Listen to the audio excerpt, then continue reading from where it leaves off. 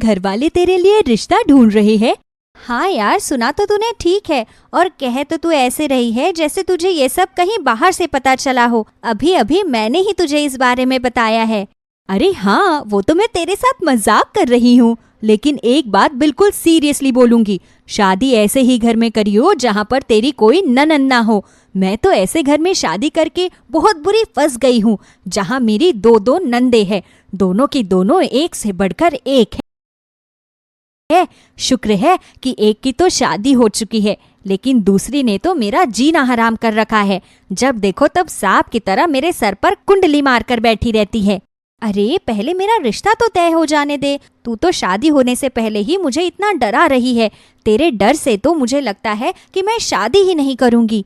मोनिका की सहेली भी उसके मन में नंद का ऐसा डर बैठा देती है कि मोनिका तो नंद के नाम से ही डरने लग जाती है।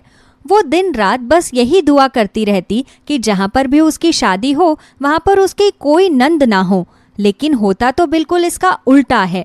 मोनिका की जिस घर में शादी होती है वहाँ पर उसे बिन ब्याही ननंद मिल जाती है। मोनिका अपने गृह प्रवेश के समय अपनी ननंद को देखकर मन ही मन सोचने लगती है, हे भगवान, मैंने आपसे इतनी प्रार्थना की, आपके इतने व्रत रखे कि मुझे नंद वाला ससुराल ना मिले, लेकिन आखिर में आपने मुझे ऐसा ही ससुराल दिया जहाँ पर मेरी बिन ब्याही ननंद बैठी हुई है। पता नहीं अब ये मेरे साथ कैसा व्यवहार करेगी। कहीं ये भी निधि की नंद की तरह ही मेरा जीना हराम तो नहीं कर देगी। अरे भाभी, आप दरवाजे पर खड़ी होकर क्या सोच रही हो? अंदर तो आ जाओ। अरे अंदर तो वो तब आएगी जब तू उसके लिए आरती की थाली लेकर आएगी। अरे हाँ, आरती की थाली लाना तो मैं भूल ही गई। बस आप 2 मिनट रुकिए, मैंने बहुत अच्छी तरह आरती की थाली सजा कर रखी है। पिंकी जल्दी से जाकर आरती की थाली लेकर आती है। वो अपने भैया भाभी की आरती उतारकर उन्हें अपने हाथ से मिठाई खिलाती है। अरे भाभी के आते ही भाई को भूल गई। मैं भी तो यहाँ पर मिठाई खाने के लिए खड़ा हूँ, मुझे भी तो मिठाई खिला। आप अंदर जाकर मिठाई खा लेना। मैंने ये मिठाई स्पेशली भाभी के लिए बनाई थी, इसलिए ये बस वही खाएंगी। आपको मिठाई खानी है तो आप दूसरी वाली खा लेना। निधि जैसे कह रही थी, मुझे तो मेरी ननंद वैसे बिल्कुल भी नहीं लग रही, लेकिन क्या पता ये सबके सामने मेरे साथ अच्छा बनने का दिखावा कर रही हो, क्योंकि निधि भी कह रही थी कि सबके सामने तो शुरू में सारे लोग अच्छे ही होते हैं, लेकिन धीरे धीरे अपने असली रंग दिखाना शुरू करते हैं। अरे भाभी, आप फिर से अपने मन में क्या सोचने लग गई? लगता है आप सोच रही हो कि आपको कितनी अच्छी नंद मिली है। वैसे अच्छी तो मैं हूँ, इसलिए आपको मेरी तारीफ करने की जरूरत नहीं है। अंदर आ जाइए। मोनिका घर के अंदर आ जाती है। अगले दिन घर के रस्मों के अनुसार मोनिका की आज पहली रसोई की रस्म थी, इसलिए सब लोग उसके सामने अलग अलग खान की फरमाइश रखना शुरू कर देते हैं। देखो मोनिका, मुझे तो नाश्ते में आलू के पराठे बहुत पसंद है, इसीलिए मेरे लिए आलू के पराठे ही बनाना, और हाँ, साथ में मेरे लिए बूंदी का रायता भी बना देना। अरे तुझे तो आलू के पराठे पसंद है, लेकिन बहू, मुझे तो नाश्ते में गरम गरम आलू की भाजी और पूरियां खाने का मन कर रहा है।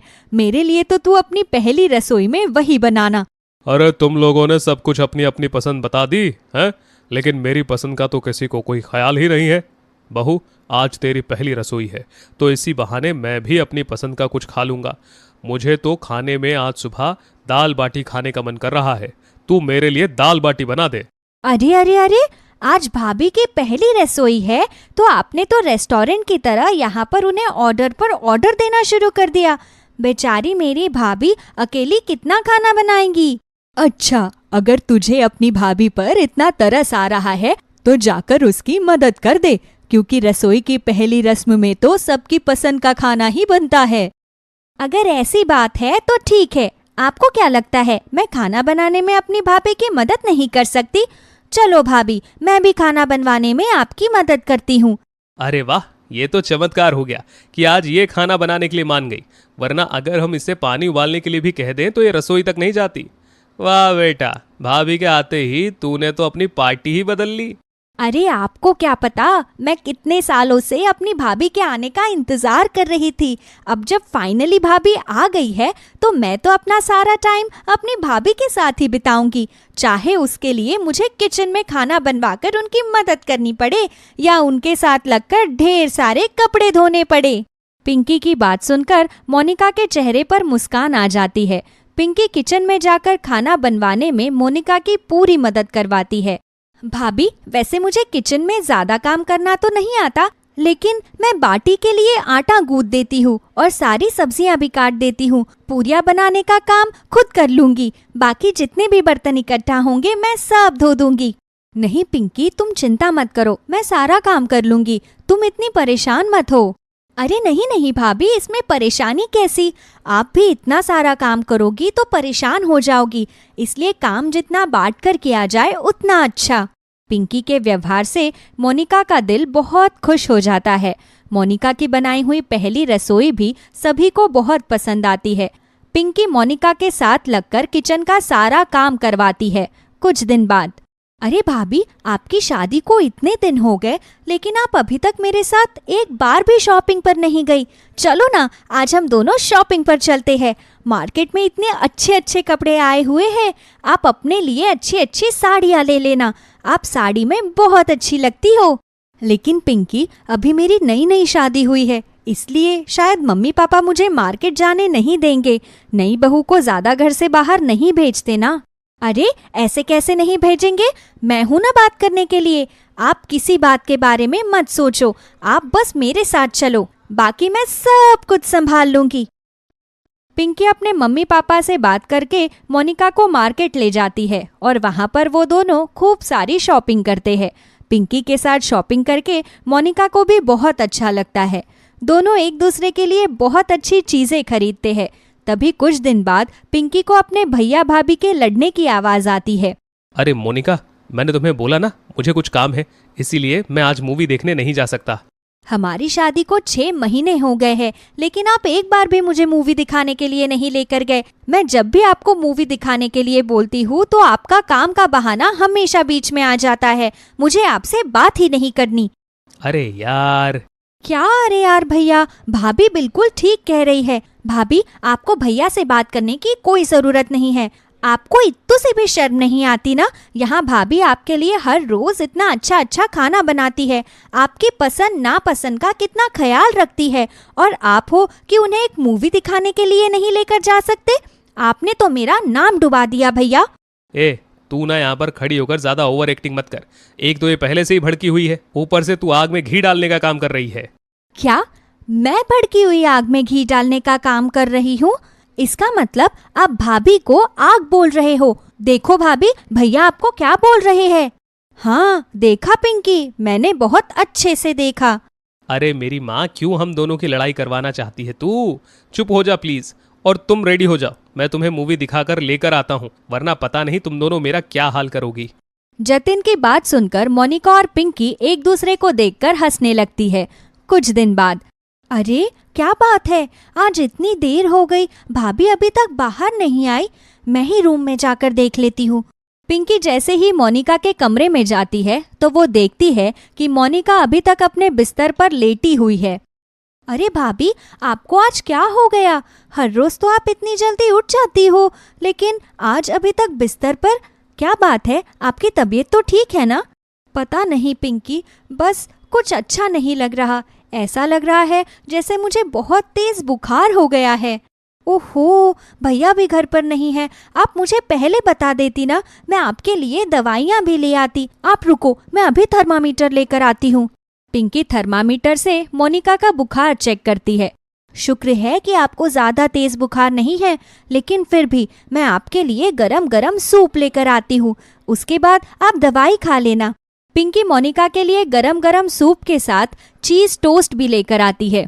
ये लीजिए, मैं आपके लिए चीज टोस्ट और गरम गरम सूप लेकर आई हूँ, इसे जल्दी से खा लो, उसके बाद आपको दवाई भी लेनी है। पिंकी मोनिका को खाना खिलाकर उसे दवाई दे देती है। वो मोनिका को अपने गोद में लटाकर उसका सर दबाने लगती है। तभी मोनिका उठकर पिंकी से कहती है, मैं बहुत ही किस्मत वाली हूँ जो मुझे तुम जैसी नंद मिली। मेरी सहेली ने शादी से पहले मुझे इतना डरा कर रखा था कि मैं हमेशा भगवान से प्रार्थना करती थी कि मुझे नंद वाला ससुराल ना मिले, लेकिन अगर नंद तुम जैसी है तो 7 जन्म ऐसा ही ससुराल मांगूंगी जहाँ तुम जैसी नंद हो। तुम मेरी ननंद से बढ़कर मेरी सगी बहन जैसी हो जो मुझसे इतना प्यार करती है। अरे भाभी, मुझे ना ऐसी इमोशनल बातें बिल्कुल पसंद नहीं है, इसलिए आप मुझे ना सेंटी मत करो, वरना मेरी आंखों में आंसू आ जाएंगे और मेरा मेकअप भी खराब हो जाएगा। पिंकी की बात सुनकर आंखों में आंसुओं के साथ मोनिका के चेहरे पर हंसी भी आ जाती है। मोनिका को आखिरकार नंद के रूप में भी एक सगी बहन जैसी चिंता करने वाली पिंकी मिल जाती है। मोहनपुर नाम के गांव में बिरजू अपनी पत्नी शांति और बेटी संगीता के साथ रहता था। उसकी बेटी संगीता को बचपन में ही एक बीमारी हो गई थी, जिस कारण उसका बाकी शरीर का कद तो ठीक तरह से बढ़ा, लेकिन उसके पैर किसी बौने इंसान की तरह रह गए। जो भी उसे देखता तो उसे बौने पैर वाली कहकर खूब चिढ़ाता। अब संगीता की शादी की उम्र हो चली थी, लेकिन उसके छोटे पैरों के कारण कोई भी लड़का उससे शादी करने को राजी नहीं था। माँ, जो भी लड़का मुझे देखने आता है मेरे छोटे पैरों की वजह से मुझसे शादी करने से मना कर देता है। पता नहीं भगवान ने मेरे पैरों को ऐसा क्यों बनाया। कोई बात नहीं बेटा, इस तरह खुद को दोष मत दे। इस दुनिया में भगवान ने सबके लिए किसी ना किसी को बनाया है, तो तेरे लिए भी एक अच्छा जीवन साथी चुना होगा। बस थोड़ा सब्र रख। कुछ दिनों बाद शांति की एक पड़ोसन निर्मला संगीता के लिए एक रिश्ता लेकर आती है। जब लड़के वाले संगीता को देखने आते हैं तो उसकी माँ उसे लंबी हील पहना देती है। माँ, ये तो गलत है। तुम अभी तो मुझे ये हील वाली सैंडल पहना दोगी, लेकिन जब शादी के बाद उन्हें पता चलेगा कि मेरे पैर छोटे हैं तब क्या होगा? कुछ नहीं होगा, चुपचाप इन्हें पहनकर बाहर चल। इतना अच्छा रिश्ता है, हाथ से जाने नहीं दे सकते। संगीता अच्छी सी साड़ी और हील पहनकर बाहर जाती है। देखने में संगीता बहुत ही सुंदर थी, इसलिए वो उन्हें तुरंत ही पसंद आ जाती है। उन्हें उसके छोटे पैरों के बारे में कुछ पता ही नहीं चलता। कुछ समय बाद संगीता की शादी हो जाती है, लेकिन उसकी मुंह दिखाई वाले दिन, संगीता बेटा, आज तेरी मुंह दिखाई है तो ये लाल वाली साड़ी पहनकर अच्छी तरह तैयार हो जा, पड़ोस की औरतें आती ही होंगी।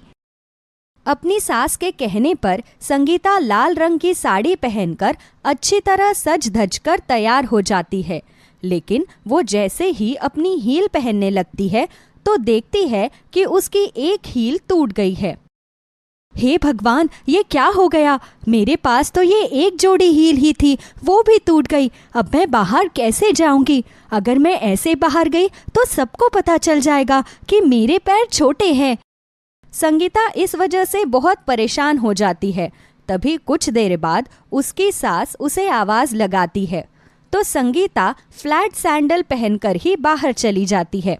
जब आस पड़ोस के सभी औरतें उसे देखती है तो देखते ही रह जाती है। अरे शकुंतला, तुमने तो कहा था तुम्हारी बहू लाखों में एक है, लेकिन इसे देखकर ऐसा लग तो नहीं रहा। अरे क्या नहीं लग रहा विमला बहन, है तो शकुंतला की बहू लाखों में एक। इतनी बौनी बहू तो लाखों में एक ही हो सकती है। लेकिन शकुंतला बहन, आखिर ऐसी तुम्हारी क्या मजबूरी थी कि तुम्हें अपने बेटे की शादी इससे करवानी पड़ी? तुम्हारा बेटा इतना सुंदर है, अच्छा कमाता है, ना कि कोई नशा करता है। उसके बाद भी तुमने अपने लड़के के लिए ऐसी लड़की ढूंढी? ये तो सिर्फ चेहरे से ही सुंदर है, वरना इसकी कदकाठी तो देखो। हमारे राजेश से आधी भी नहीं लगती है ये तो। दोनों साथ में चलते हुए भी अच्छे नहीं लगेंगे। ऐसी बहू लाकर तो तुमने अपना ही मजाक बनवा लिया। पड़ोस की औरतों की बात सुनकर शकुंतला को बहुत गुस्सा आता है, क्योंकि उसे भी इस बात का अभी ही पता चला कि उसकी बहू बौनी है। लेकिन वो पड़ोसियों के सामने ऐसा कुछ पता नहीं लगने देना चाहती थी, इसलिए वो बात घुमाते हुए कहती है, नहीं नहीं बहनों, तुम मेरी बहू के बारे में ऐसे मत बोलो। भले ही मेरी बहू कद से छोटी है, लेकिन सर्वगुण संपन्न है। ऐसी बहू का भी क्या फायदा जो कदकाठी में अच्छी हो, लेकिन बड़ों की इज्जत करना ही ना जाने। मेरी बहू भले ही बौनी है, लेकिन एकदम सुशील और संस्कारी है। मैं तो बहुत खुश हूँ, मेरे राजेश को ऐसी पत्नी मिली। अच्छा, अगर तुम्हें कोई ऐतराज नहीं तो फिर हम क्या ही कह सकते हैं। चलो बहनों, हम अपने अपने घर चलते हैं। सभी पड़ोसन अपने अपने घर चली जाती है। तभी उनके जाने के बाद शकुंतला उसे कुछ कहने वाली ही होती है कि तभी उसका बेटा राजेश भी वहां पर आ जाता है। अच्छा हुआ बेटा जो तू भी समय पर आ गया। जरा देख इसके घर वालों ने कितना बड़ा झूठ बोला हम लोगों से इसका ये बोना कद छुपाकर इसकी शादी तुझसे करवा दी। मेरे बेटे की तो किस्मत ही फूट गई तुझसे शादी करके। संगीता का छोटा कद देखकर राजेश भी हैरान रह जाता है, लेकिन उसे समझ ही नहीं आता कि आखिर वो उसे बोले तो क्या बोले। वो माँ जी, मैंने अपनी माँ से कहा था कि उन लोगों से मेरा कद छुपाना सही नहीं है, लेकिन अब क्या लेकिन वेकिन कर रही है? अब तो तू कुछ भी बहाने बनाती रहे। तुझे जो करना था वो तो तूने कर लिया। छोड़ो माँ, अब जो हो गया सो हो गया। इसका कद छोटा होने से इसके व्यवहार में तो कोई फर्क पड़ेगा नहीं ना। अगर इसका कद लंबा होता तो भी ये तुम्हारी उतनी ही इज्जत करती जितनी अभी कर रही है।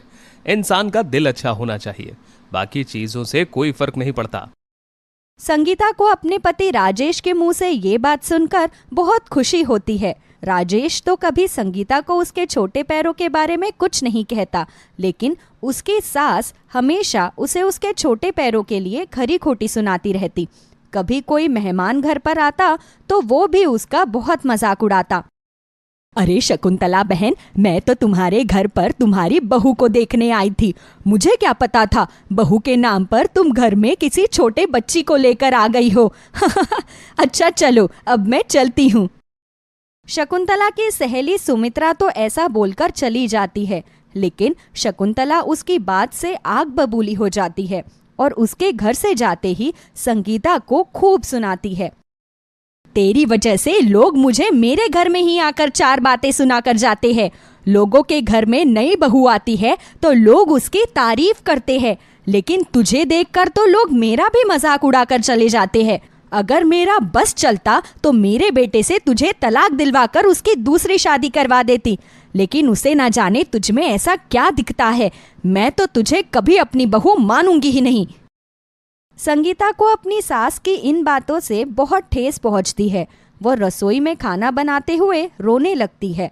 तभी उसे बाहर से किसी बूढ़ी औरत की आवाज आती है, तो वो दरवाजे पर जाकर देखती है तो एक गरीब बूढ़ी औरत उसके सामने खड़ी थी। बेटा, मैं 2 दिन से भूखी हूँ। अगर घर में कुछ खाने को हो तो मुझे दे दो, तुम्हारी बहुत मेहरबानी होगी। आप बस 1 मिनट रुकिए अम्मा, मैं अभी आपके लिए खाना लेकर आती हूँ। संगीता उस बूढ़ी औरत के लिए ताज़ा खाना लेकर जाती है। बूढ़ी औरत उस खाने को खाकर बहुत खुश होती है। तुम्हारा बहुत बहुत शुक्रिया बेटा, आज पहली बार मुझे किसी ने इतनी इज्जत से खाना खिलाया है। तुम बहुत नेक दिल की हो। अगर तुम मुझसे कुछ मांगना चाहो तो मांग सकती हो। मेरा आशीर्वाद बहुत फलता फूलता है। अम्मा, वैसे तो हम लोगों के पास भगवान का दिया सब कुछ है, लेकिन मेरे पास लंबे पैर नहीं हैं। हर कोई मुझे बोनी बोनी कहकर चिढ़ाता है। मेरे कद की वजह से मेरी सासू माँ हमेशा मुझसे गुस्सा रहती है। क्या आप कुछ ऐसा कर सकती है जिससे मेरा कद लंबा हो जाए? हाँ, क्यों नहीं बेटा, मैं तुम्हें ये आशीर्वाद देती हूँ कि तुम जब भी चाहोगी तुम्हारा कद लंबा हो जाएगा और तुम जब भी चाहोगी अपने सामान्य कद में आ जाओगी। इतना कहकर वो बूढ़ी औरत वहाँ से चली जाती है। तभी कुछ दिन बाद संगीता की सास शकुंतला किचन में कुछ ढूंढ रही थी। माँ जी, आप क्या ढूंढ रही है? मुझे बता दीजिए, मैं आपको वो चीज़ ढूंढ कर दे देती हूँ। जब मुझे वो चीज नहीं मिल रही तो तुझे कहाँ से मिलेगी? ऊपर तक तो तेरे हाथ क्या नजर भी नहीं जाएगी। तू रहने दे, मैं अपने आप ही ढूंढ लूंगी। माँ जी, आप ऐसा मत कीजिए, आपका पैर फिसल जाएगा। मैं स्टूल या सीढ़ी पर चढ़कर आपका सामान उतार दूंगी। बताइए, आपको क्या चाहिए? अच्छा, तो फिर मेरे लिए अचार का डिब्बा उतार दे। बहुत दिन से ऊपर ही रखा हुआ है, अब तक पक गया होगा। ठीक है माँ जी, आप जाकर कमरे में बैठिए, मैं अभी लेकर आती हूँ। संगीता के कहने पर उसकी सास वहाँ से चली जाती है। अपनी सास के जाते ही संगीता अपनी आंखें बंद करके अपने पैरों को लंबा कर लेती है और ऊपर से अचार की बरनी उतार देती है। वो थोड़ी देर बाद अपनी सास के कमरे में अचार की बरनी देकर आती है। तभी अचानक उसकी सास के मन में ये ख्याल आता है, अरे मैं तो भूल ही गई थी, घर पर स्टूल और सीढ़ी तो है ही नहीं, तो फिर संगीता ने इतनी ऊपर रखी कि अचार की बरनी कैसे उतार दी?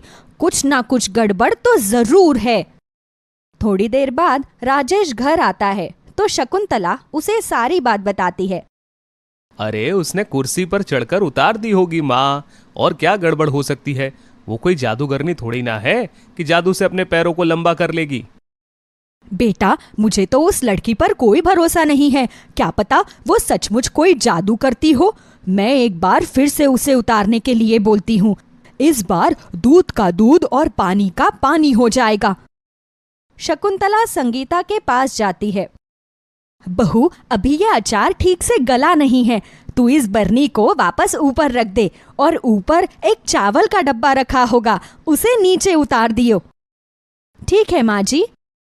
उसे ये बोलकर शकुंतला अपने बेटे राजेश के साथ रसोई घर के दरवाजे के पीछे छिप जाती है। संगीता जैसे ही बरनी को ऊपर रखने के लिए अपने पैर लंबे करती है तो वो दोनों उसे देख लेते हैं। उसे देखकर वो दोनों हैरान रह जाते हैं। ये सब क्या हो रहा है? कहीं तुम कोई चुड़ैल तो नहीं हो? अरे बेटा, मुझे तो इसे देखकर बहुत डर लग रहा है, जल्दी से भाग चल यहाँ से। अरे ये आप दोनों ने क्या किया? मुझे छिपकर क्यों देखा? मैं आप दोनों को नहीं बताना चाहती थी कि मैं अपने पैरों को लंबा कर सकती हूँ। मैं कोई चुड़ैल नहीं हूँ, बल्कि एक बूढ़ी दादी ने मुझे ये आशीर्वाद दिया था कि मैं जब भी चाहूँगी तो मेरा कद लंबा हो जाएगा। ये उनके आशीर्वाद का ही फल है। ये बात तूने मुझे पहले क्यों नहीं बताई बहू? अगर मुझे पहले पता होता तो मैं कब का तुझे यही बोलती कि अपने पैरों की लंबाई सामान्य औरतों जितनी कर ले, ताकि कोई भी तेरा मजाक ना उड़ा सके। जब तेरे पास ही शक्ति है तो तू अभी अपने कद को थोड़ा लंबा कर ले। अपनी सास की बात मानकर संगीता अपने कद को सामान्य लड़कियों जितना लंबा कर लेती है। उस दिन के बाद जो भी संगीता को देखता है वो हैरान रह जाता है और उसके कद के लिए फिर कभी कोई उसका मजाक नहीं